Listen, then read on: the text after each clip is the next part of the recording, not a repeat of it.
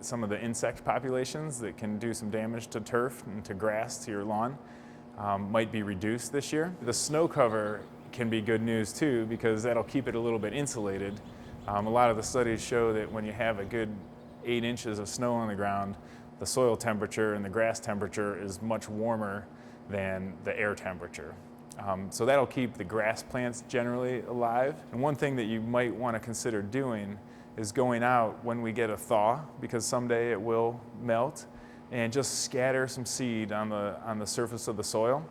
And then it'll freeze and thaw again, and that freeze-thaw cycle will pull that new grass seed down into the soil so it can be ready to sprout come springtime. Some of your plants are going to be really impacted by the cold weather.